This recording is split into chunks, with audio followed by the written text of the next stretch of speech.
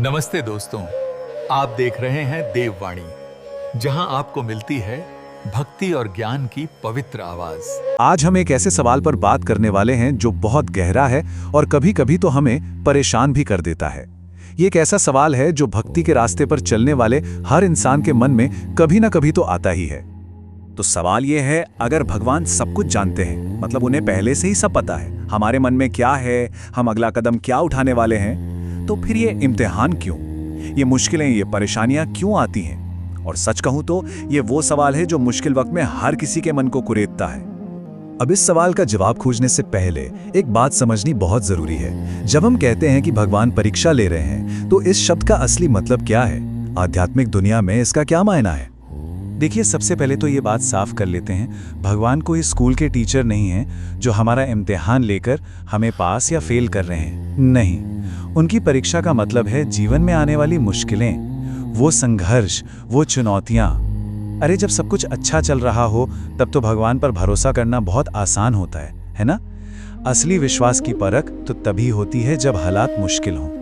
तो फिर सवाल वही है, भगवान ऐसा क्यों करते हैं? चलिए पहले कारण को समझते हैं, और ये कारण है हमें अंदर से स्पिरिचुअली मजबूत बनाने के लिए। सोने का उदाहरण लेते हैं। एक सोने का टुकड़ा कुंदन कब बनता है? जब उसे आग में तपाया जाता है ना? उसी आग में उसकी सारी अशुद्धियां जल जाती हैं और वो निखर कर बाहर आता है। बिल्कुल वैसे ही इंसान भी जीवन की मुश्किलों की आग में तप कर ही मजबूत बनता है। तो ये जो मुश्किलें हैं, ये हमें गिराने के लिए नहीं हैं, बल्कि ये हमें हमारी ही असली ताकत से मिलवाने के लिए हैं। अच्छा, अब आते हैं दूसरे कारण पर। कई बार ये मुश्किलें हमें एक बहुत जरूरी सबक सिखाने के लिए आती हैं, और वो सबक है विनम्रता का। क्या होता है ना कि जब सब कुछ हमारी मर्जी से होने लगता है तो हमारे अंदर एक अहंकार, एक ईगो आ जाता है। हमें लगता है ये सब मैं कर रहा हूं, और बस तभी जिंदगी एक ऐसा झटका देती है जो हमें याद दिलाता है कि अरे भाई, सब कुछ हमारे हाथ में नहीं है, कोई है, एक बड़ी शक्ति है जो इन सब चीजों को चला रही है। सोचिए, स्वयं भगवान राम जो विष्णु के अवतार थे, उन्हें भी 14 साल का वनवास और भयंकर युद्ध झेलना पड़ा। क्यों? क्या ये उनके लिए था? नहीं, ये हमारे लिए था। हमें ये सिखाने के लिए कि धर्म का रास्ता फूलों का नहीं, कांटों का हो सकता है, लेकिन अंत में वही सही रास्ता है। और ऐसा ही एक और उदाहरण हमें महाभारत में पांडवों का मिलता है। वो धर्म के रास्ते पर थे, फिर भी उन्हें कितना अपमान, कितना संघर्ष सहना पड़ा। उनकी कहानी हमें यही तो सिखाती है कि चाहे कितनी भी बड़ी मुश्किल क्यों ना आ जाए, अगर आप सत्य और धर्म के साथ हैं तो जीत आखिरकार आपकी ही होगी। चलिए अब एक तीसरे नजरिए से इस बात को समझने की कोशिश करते हैं। ये नजरिया है कर्म के सिद्धांत का। मतलब, क्या ये मुश्किलें वाकई भगवान की भेजी हुई परीक्षा हैं, या कहीं ये हमारे ही किए हुए कर्मों का फल है? देखिए, कर्म का सिद्धांत बड़ा सीधा है, जैसा बोओगे वैसा काटोगे। तो कई बार जो मुश्किलें हमें आज एक इम्तिहान जैसी लग रही हैं, वो असल में हमारे ही किसी पुराने कर्म का हिसाब किताब हो सकती हैं। ये कर्म के तराजू को बराबर करने का एक तरीका है, जिसका फल हमें इसी जन्म में या शायद अगले जन्म में मिलता है। और अब आते हैं चौथे और शायद सबसे गहरे कारण पर। यह है हमारे विश्वास की, हमारी आस्था की असली परीक्षा। ये एक सवाल है जो हम सबको अपने आप से पूछना चाहिए।